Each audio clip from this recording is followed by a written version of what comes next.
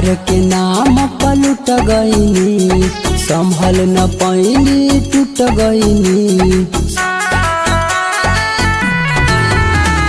प्यार के नाम पलट गईनी, संभल न पैनी टूट गईनी।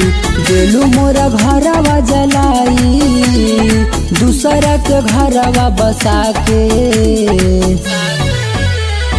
कैसे जी तोहके भुला के, रोवतानी दिलवा लगा के। कैसे जी तोहके भुला के, रोवतानी दिलवा लगा के।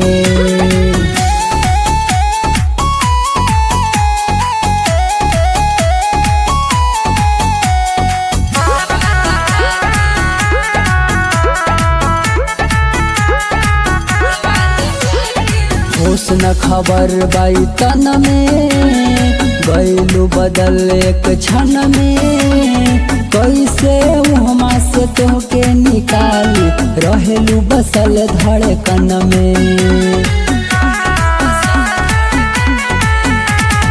होश न खबर बाई तन में, गईलू बदल एक क्षण में।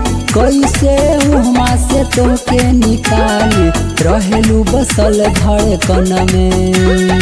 पूछतानी तोहरा से यही नु हो, पैबू का हमें तड़पा के। कैसे जी तोहके भुला के, रोवतानी दिलवा लगा के। कैसे जी तोहके भुला के, रोवतानी दिलवा लगा के।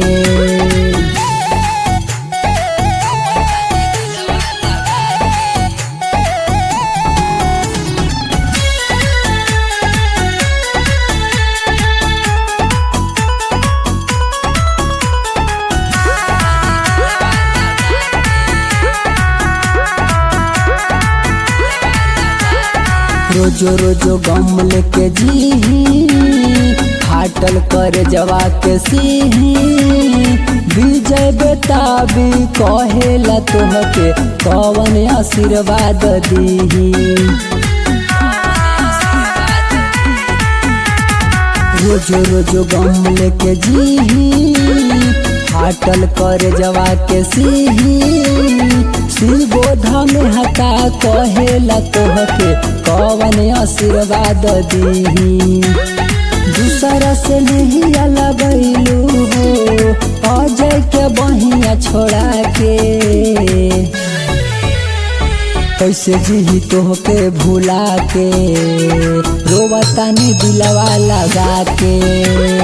कैसे जी तोहके भुला के, रोवतानी दिलवा लगा के। जाए बेवफा।